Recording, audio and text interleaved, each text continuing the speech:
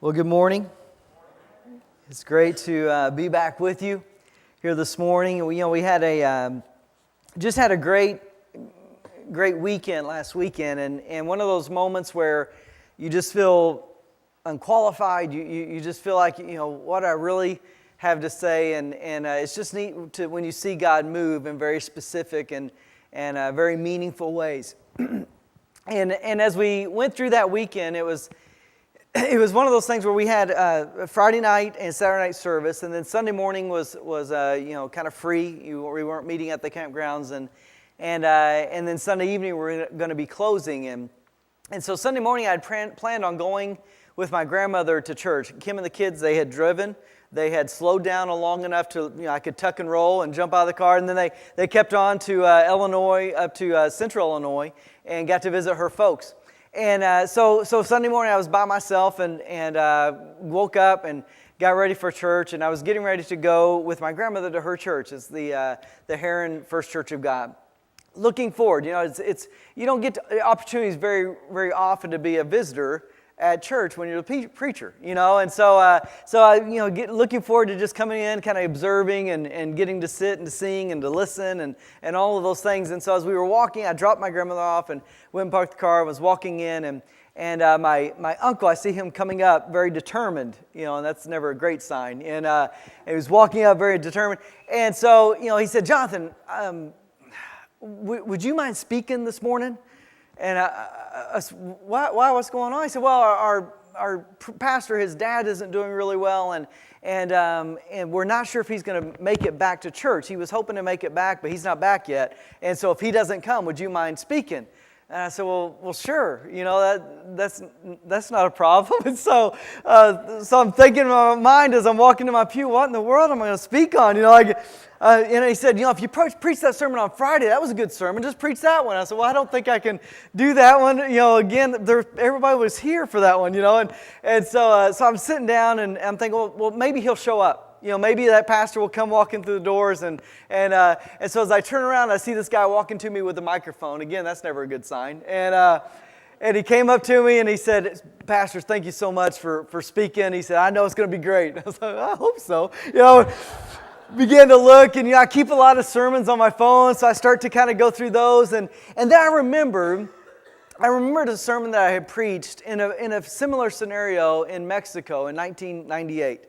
And we had walked into to church to worship in Mexico. We were on a missions trip, and I was looking forward to, again, being a part. I'd never worshiped in a different culture and a different country, and so I was looking forward to this experience. And so as we were walking into this little block church, this gentleman from the church, he met our translator, and they began to talk, and the translator looked confused, and they kind of go back and forth, and he turns to the group kind of apologetically, and he goes, "They're expecting you to bring the sermon today." And everyone in my group just kind of turned to me, and they're like, "I guess you're on." And so that sermon I have marked in my Bible. It's in the book of Mark, and it's when Jesus fed the 5,000. I remember frantically during a Hispanic service writing down points to the sermon as I was trying to come up with something to preach on the spur of the moment. And those points have always been in my Bible, and I'll refer back to those oftentimes just in my private study and just looking at that sermon. I preached it one other time, and so as I was scrolling through my, in today's age, I'm flipping through my sermons on my phone, and God brought that sermon to my mind. He said, "I want you to preach that one." I thought, no, I mean, that's good, but like I'm sure there's some better ones. No, I want you to preach that one. And so I turned to my Bible, and I found that passage, and I thought, okay, God, use this. And so we got up and preached, and we had a great service, and at the close of that service, during our altar call, we had a great altar call, and this young lady who, from what I understand, she's just started coming back to church, and she rededicated her life that morning. And I thought as I was preparing for this morning's service, this whole series of intervention, that we serve a God. Whether we serve Him or not, this is true. That we have a God who desires to intervene into our lives. Before we ever start serving Him, His desire is to intervene. His desire is to break through all of the noise and to show Himself, His true character, His nature to us, and to redeem us from whatever it is that we found ourselves in. And, as I was thinking about that this week, I thought, it's just neat how God works. And in just the moment, just taking this sermon that was prepared in Mexico on the spur of the moment so many years ago and preaching it at this time for that young lady to hear this message about how when we give God all that we have, He makes it so much more and He's able to use it for His purpose and for His glory and that He desires for us to bring just what we have. That's all He desires. And then He takes over from there. That we have nothing really to offer God, but partnered with God, it's everything that we ever need. And how God can take that and He can intervene in a young woman's life. This weekend, as He intervened into different people's lives, as they would pray and God would speak to them through something that was spoken, and He intervened in their moment, He intervened in their churches, and I just thought, God's in that business. He desires to intervene into my life and into your life. And this morning, no matter how we walked in here today, no matter how routine this is for us today, that God desires to intervene into our lives through a very familiar story. As I look around, many of us grew up in church, and so we know this story very, very well. In fact, it may have been one of your favorite stories because there's a great fish and a guy gets swallowed. I mean, who doesn't love that story, right? I mean, that's a good one. That's one you remember as a kid because when you go fishing, you're like, are those kind of fish still around? And so as we talk about intervention today, I want you to turn to the book of Jonah, chapter 1. We're going to be in the book of Jonah for the next 4 weeks. And we're going to be studying this prophet who had a specific call that God had directed him to. In fact, as you look at this story, it starts, Jonah chapter 1, verse 1. We start there, and if you don't have your words, the word with you today, it's up on the screen. But it says this, the word of the Lord came to Jonah, son of Amittai, go to the great city of Nineveh and preach against it because its wickedness has come up before me. That is, as we look at Jonah and we look at his contemporaries and all of the things in which they spoke, in which they preached, that God calls Jonah very specifically as a prophet to go to a foreign land, to the land of the Assyrians, and to preach against their wickedness. To go. We've talked a lot about that since I've been here, that God oftentimes He calls us to go. In fact, as a believer, we can't get around the fact that God says to go into all the world. And that He doesn't relegate that to any specific group of believers, that He just calls those who would call themselves disciples to be disciples who would go and to spread the good news of Jesus Christ. And so He's called Jonah to go. Now Jonah is being called about 500 miles away from where he lives. He's being called to his enemies. These were not like, great friends, great cousins. These were enemies of Jonah's people. And so He's calling him to go to, placing this prophet into enemy territory. You take in the Alabama and put him right in the middle of Auburn. You take him and put him right in the middle of somewhere, or Auburn into Alabama. I don't want to offend anybody, right? So you decide who the enemy is. And so, but He calls him from his situation, and He's calling him to a very different situation to preach against the wickedness. Now, as you look at the history of these people, as you look at the history of their wickedness is probably where they define the term when they look at Nineveh. I mean, it's just the culture in which they lived, the people in which they were, that wickedness had become so great that it had come before God. We see in verse 3 that says, but Jonah ran away from the Lord and headed for Tarshish. So, Jonah, I want you to go to your enemies and I want you to tell them all the bad things, that I want you to preach against their wickedness. Now, Jonah takes this call from God and he runs in the opposite direction. But if you think about this, I mean, wouldn't you love sometimes for God to say, I want you to go to your enemy and tell them all the things they've done wrong? You're like, sign me up, I'm going, God. I'm there, right? I mean, you didn't have to ask twice. I'm there. And you tell me these people are wicked. They need help and they just need like someone to set them straight. I'm the person. And you've called me, like I'm directed by God. I mean, we would jump at that opportunity, yet Jonah does not jump. In fact, it says that he runs the very opposite direction. I included a map this one. I don't know how good this will come up. Let's see the map. Okay, hey, it comes up pretty good. All right, so we look at Joppa, where he's going to set sail from, and then we look at Nineveh, a little bit northeast, and then we look at Tarshish, right? So God says to go to Nineveh, and Jonah goes, okay. And he goes the completely opposite direction. Sets sail for the furthest point known to Jonah at that time. Like if he could get away from God, the furthest distance, like let's pick that spot to go and live. And so he sets sail, not for Nineveh, but it says that he sets sail for Tarshish. It says he went down to Joppa where he found a ship bound for that port. And after paying the fare, he went aboard and sailed for Tarshish to flee from the Lord. Then the Lord sent a great wind on the sea, and such a violent storm arose that the ship threatened to break up.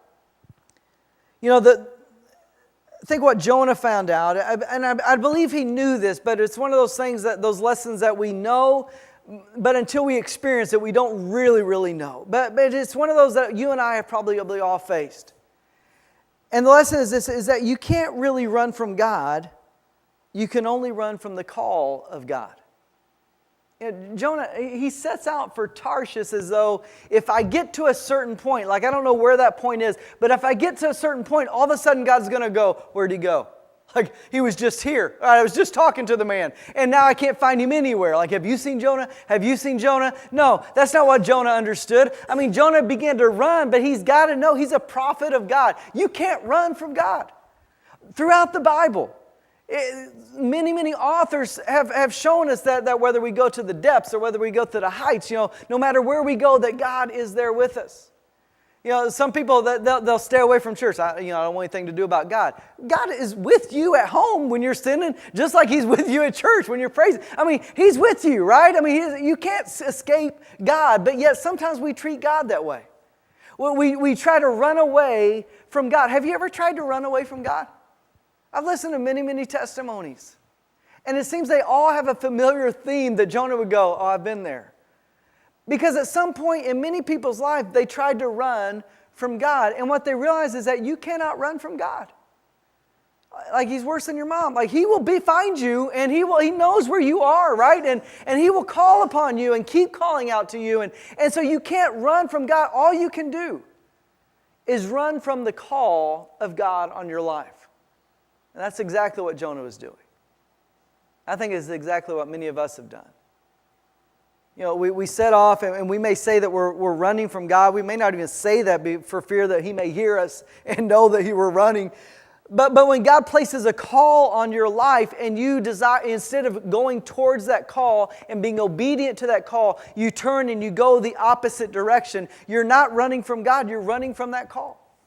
I remember when God called me into ministry as just a young man. You know, I was 18. I was in my first year of college, and I just, all that year, I was trying to get closer to God, and I was trying to understand more about His Word, and I'd grown up in church, I'd grown up hearing the stories, but I mean, I just really wanted to make it mine. And I remember just reading through the Scriptures for the very first time, honestly, intentionally, trying to understand what God was trying to say to me. And it seemed like every time I was reading, He was directing me to use my gifts, or it just felt like He was calling me to be on mission for Him, and I got scared.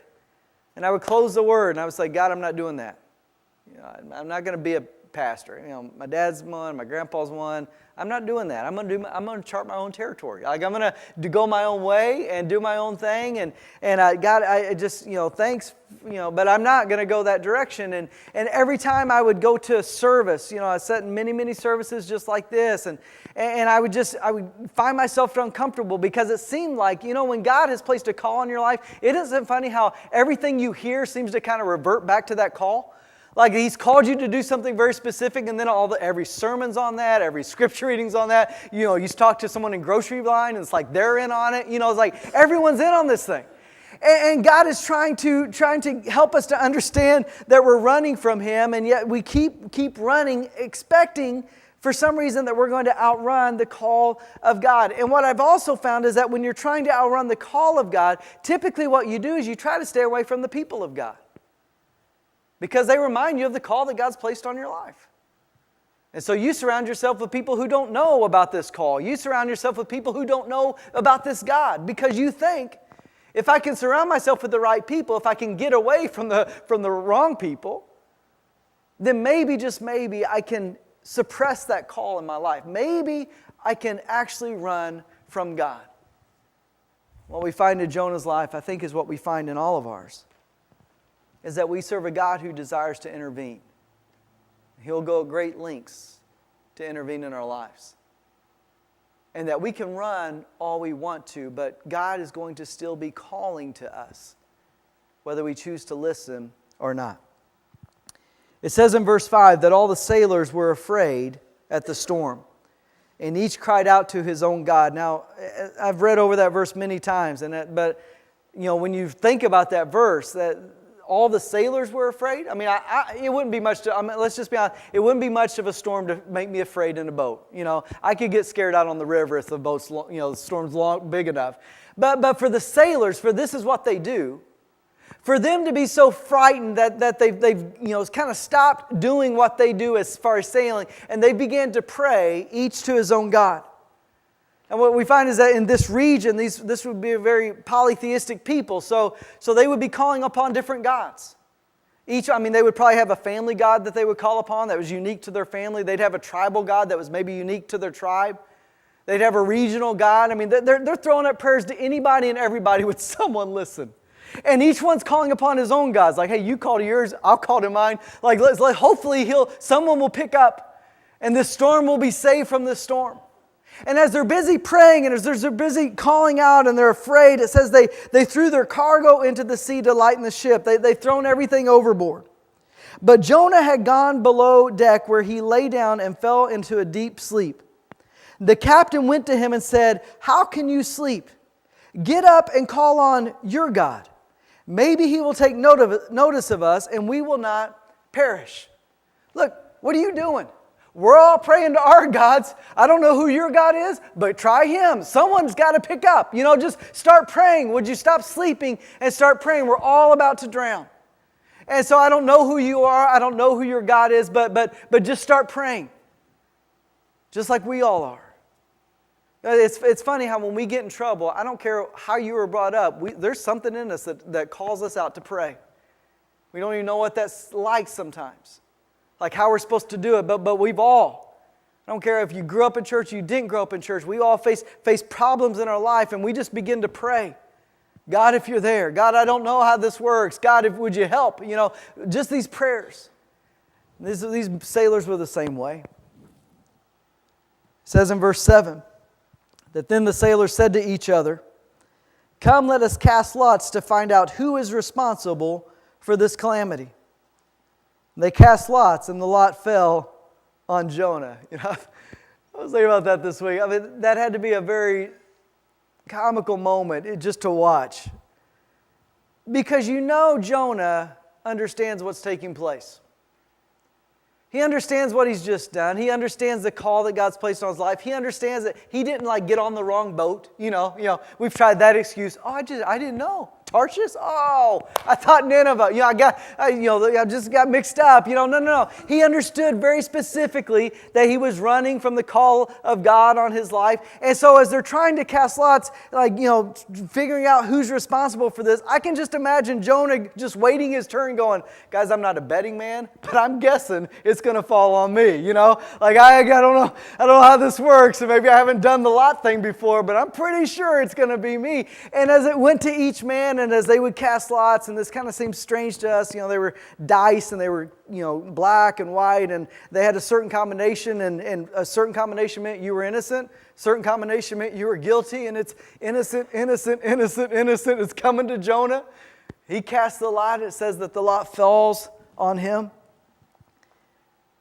And then they began to ask him, "What do you do? Where do you come from? What is your country? What people are you?" The sailors begin to realize that you're the one who's caused the trouble. So tell us, what's your story? Why are you running? Where do you come from? What people do you belong to? We want to know now because the ship's about to go down. And the truth is what Jonah realizes, I believe, what we need to realize this morning, is that even when we're on the run from the call of God, God still manages to get our attention. Has God ever gotten your attention? Yeah, I look at my own life and I just think of the ways that God has gotten my attention over the years.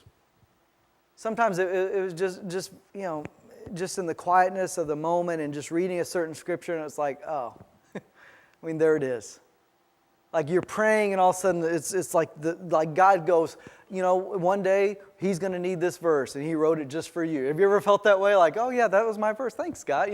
Like that's exactly the answer I was looking for. Sometimes it's not near as subtle. Sometimes it's very confrontive.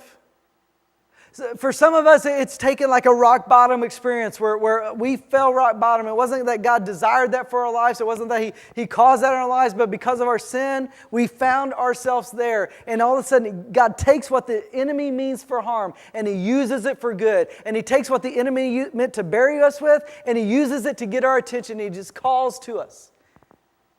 We're face to face with Him once again. Maybe have you ever gotten your attention by that God's used a child to get your attention? Have this ever happened to you? Like where they convicted you just by what they said? I'll never forget one time we were watching TV. Elijah was just little bitty. Probably he couldn't have been most 4. And we're watching TV and I mean commercials, right? I mean there's just crazy commercials these days but we get immune to them, don't we? I mean, we're just waiting. That's what we love about Netflix and Hulu. Like you can skip, right? You don't have to wait for commercials anymore.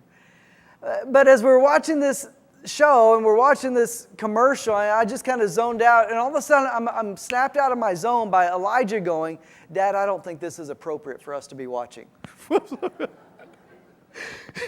I was like, what? Like why are you using big words? And what are we like? It was on TV, and I look up and like, you're right, son, this isn't appropriate. But had you not said that, I would have just kept right on. I mean, in all honesty, we just kind of get lazy, right? It's like, I don't want to. It'll be off. It'll be off in a few minutes. But I was convicted, and my attention was gotten by my little man. And I thought, God, You'll use anything and everything to get our attention. In Jonah's life, he used this moment before the sailors. He used the die being cast, the lots being cast, and he uses it to confront Jonah that you're the reason, because you're running from my call upon your life. That I'm trying to get your attention here, son. Like I gave you a call. You're running, so I'll make the storm as big as I need to make it. I'll make it so uncomfortable for you in this social environment as I need to make it. How uncomfortable would that be? You're in a group of sailors, and now they know you're the reason why they might drown. I just can't think of more uncomfortable situations. That I'm the reason. It's not you guys, it's me. And it really is me, and I'm the reason for what we're in. That God still manages to get our attention no matter how far we try to run. In verse 9 it says that he answered, "I am a Hebrew, and I worship the Lord, the God of heaven, who made the sea and the land." This terrified them, and they asked, "What have you done?" All of a sudden there was fear.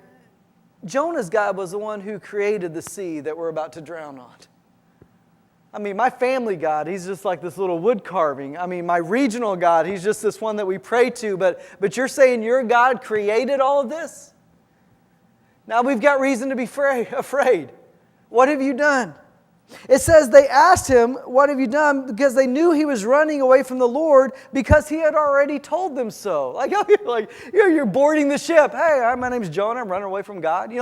How does that come up in the conversation, right? But somehow on this boat, somehow in the midst of these conversations, he had told them, "I'm running away from God," probably expecting, these guys don't even know who my God is. They don't care, right? Have you ever talked to someone and you thought, I can talk to them? They're not even attached to the situation at all. And we find a freedom in that. And so Jonah, he's talking to these guys, he's sharing everything with them, and they remember that. And so here's what it says they do. Verse 11, the sea was getting rougher and rougher. So they asked him, "What should we do to make the sea calm down for us?" "Pick me up and throw me into the sea," he replied, "and it will become calm." I know that it is my fault that this great storm has come upon you. I know that it is my fault that this great storm has come upon you.